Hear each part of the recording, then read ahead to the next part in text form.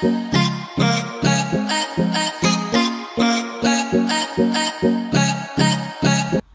my sweet and lovely viewers, assalamu alaikum.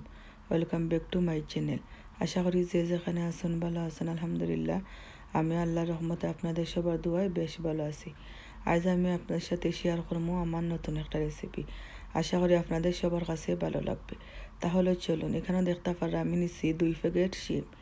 এটা কিন্তু আমরা লন্ডনেতে শিম পাওয়া যায়, তাই এটা দিয়ে আজ আমি বেরির মাংস রান্না করব।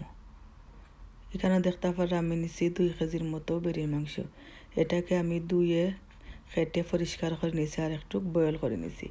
আর এখানে দেখতে পারা এই শিমগুলোকে কিন্তু আমি আস্ত করে রেখেছি। আর এখানে প্রথমে আমি একটা হাঁড়ির মধ্যে তেল দিছি। এখন আমি রান্নাটা শুরু করছি। প্রথমে আমি হাঁড়ির মধ্যে তেল দিছি। তেলটা গরম হয়ে যাওয়ার পর আমি দেখতে পারা গরম মশলাগুলো দিয়ে এখন আমি রসুন কুচি আর আদা কুচি দিছি, দিয়ে হালকা ব্রাউন কালার করবো।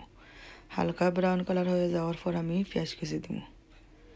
এখন দেখতে পারা আমি পেঁয়াজ কুচি দিলাম। এটা কিন্তু বিদেশি শিম, এটা খেতে কিন্তু অনেক টেস্টি। যারা যারা খাইছেন তারা কিন্তু অবশ্যই জানেন এটা মাছ দিয়ে মাংস দিয়ে ভাজি করলে কিন্তু খেতে অনেক মজা লাগে। যারা যারা খাইছেন না তারা কিন্তু একবার হলেও ট্রাই করে দেখবেন। এটা কিন্তু আমরা বাংলাদেশি শিমের মতো কিন্তু সেম, কারণ আমি যখন খাইছি তাই আমার কাছে অনেক ভালো লাগছে। তাই মনে করলাম যে আপনার সাথে শেয়ার করি। যারা যারা জানেন না তারা অবশ্যই এটা খাইবেন রান্না করে। এখন দেখতে পার আমি লবণও স্বাদ মতো দিছি, দিয়ে আমার পেঁয়াজটা ব্রাউন কালার হয়ে গেছে। তাই আমি প্রথমে মিট দেব। মিট দিয়ে আমি পরে মশলাগুলো অ্যাড করব। এখন দেখতে পার আমার পেঁয়াজটা কিন্তু ব্রাউন কালার হয়ে গেছে, তাই আমি মিটগুলা দিছি। মিটটারে কিন্তু বয়েল করে খেলে কিন্তু আমাদের কাছে অনেক উপকার হয়, কারণ মিটের মধ্যে দেখা যায় অনেক ফাট থাকে। তাই বড় করলে কিন্তু সব ফাটগুলা চলে যায়। এখন দেখতে পারা আমি মাংসের যে মশলা আছে সব মশলাগুলা কিন্তু একসাথে দিয়ে দিচ্ছি। এখানে দেখতে পারা আমি নিচ্ছি 1 চামচ মরিচের গুঁড়া, 1 চামচ হলদের গুঁড়া, 1 চামচ ধনিয়া গুঁড়া, জিরা গুঁড়া, মাংসর যে একটা কারি পাউডার আছে কারি পাউডার, পাঁচফোড়নের মশলা, মিটের যে একটা মশলা আছে ওটাও দিছি, আর দিছি আমি গোলমরিচের গুঁড়া। ভালোভাবে নাড়াচাড়া করে আমি 5 মিনিট দেখে দেওয়ার পর দেখতে পাররা এখন কিন্তু আবার আমি নাড়াচাড়া করছি। আমি মাংসটাকে ভালোভাবে কষিয়ে নেব। এটার মধ্যে কিন্তু আমি এক্সট্রা কোনো পানি দিতাম না, কারণ মাংস থেকে কিন্তু অনেক পানি বের হয়। এটা কিন্তু আমি আসলে আমার মনে রাখতাম পারি না, তাই আপনাদেরকে আমি প্যাকেটটা দেখিয়ে দিচ্ছি যাতে আপনারা চাইলে সব থেকে কিনে আনতে পারেন। এখন দেখতে পারা আমি 10 মিনিট পরে কিন্তু আবার চলে এসেছি। দেখতে পারা মাংস থেকে কিন্তু অনেক পানি বের হয়েছে। মাংসরে আমরা মশলাটাকে আমরা যত কষিয়ে নেব তরকারি খেতে কিন্তু তত টেস্টি লাগে, এটা আমরা সবাই জানি। আসলে যারা যারা রান্না করতে পারেন না তাদের জন্য কিন্তু আমরা ভিডিওগুলো করি, তার যাতে আপনারা এভাবে রান্না করে ফ্যামিলির সবাইকে নিয়ে মজা করে খেতে পারেন। যারা যারা আমার ভিডিওগুলা দেখেন তারা অবশ্যই ফ্রেন্ডের ফ্যামিলির সাথে শেয়ার করবেন। আর প্লিজ সবাই কিন্তু একটা করে লাইক দিতে বলবেন না। সবাই কিন্তু একটা করে লাইক দিবেন। অনেকে আছেন দেখবা যে ভিডিও দেখে চলে যান, লাইক দিন না, ফুল ভিডিও দেখুন না। প্লিজ আপনারা ফুল ভিডিও দেখার চেষ্টা করবা, কারণ তখন বোঝা যায় যে যখন আমরা ভিডিওর মধ্যে কী কী কথা বলি। অনেকে তো এরকম ভিডিও ফুল দেখুন না, তাই বোঝা যায় যে তাদের কমেন্ট দেখে তারা যে ফুল দেখুন না। এখন দেখতে পারা আমি কিন্তু সবগুলা শিম একসাথে দিমু, দিয়ে এটাকে আমি নাড়াচাড়া করতাম না। 5 মিনিট এভাবে আমি ঢাকনা দিয়ে ঢেকে দেব।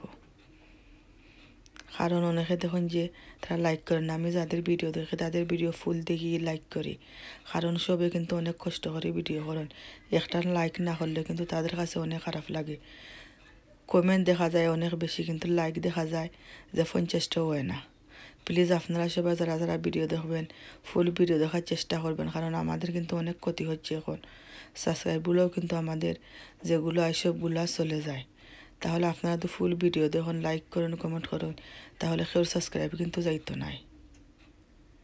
আমিও কিন্তু সবার ভিডিওগুলো ফুল দেখার চেষ্টা করি, একটা লাইক দিই, কারণ অনেকে আমার লাইক দেন না, তারপরেও কিন্তু দেখা যায় আমি লাইক দিই। এখন দেখতে পারা শিমগুলা দিয়ে আমি 5 মিনিট ঢাকনা দিয়ে ঢেকে দেওয়ার পর এখন আমি নাড়াচাড়া করছি। কারণ এটা হলো কিন্তু যখন আমরা একটা ভেজিটেবল তরকারির মধ্যে দিয়ে এটাকে প্রথমে নাড়াবো, কারণ এটার মধ্যে একটা গন্ধ থাকে। এভাবে যখন আমরা ঢাকনা দিয়ে ডেকে 5 মিনিট পরে এটাকে লাড়াচাড়া করবো, তখন দেখবো একটা ফাঁপ উঠে। এই ফাঁপটার মধ্যে কিন্তু গন্ধটা আর থাকে না। আর এই শিমটা কিন্তু সিদ্ধ হতে বেশি সময় লাগে না, তাই এটাকে আমি প্রায় 10 থেকে 15 মিনিট এভাবে সিদ্ধ করে তারপর আমি নামিয়ে নেব। যারা যারা এই শিম দিয়ে তরকারি রান্না করে খাইছেন তারা অবশ্যই কমেন্ট করে বলবেন এটা খেতে কিন্তু কেমন। আর যারা যারা খাইছেন না তারা কিন্তু একবার হলেও ট্রাই করবেন। মাশাআল্লাহ, এটা কিন্তু অনেক মজার একটা রান্না হয়েছে।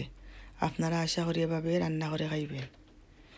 এখন কিন্তু হয়ে গেছে, তাই আমি কিছু ধনিয়া পাতা উফরে দিয়ে 2-3 মিনিট এভাবে নাড়াচাড়া করে আমি নামিয়ে নেব।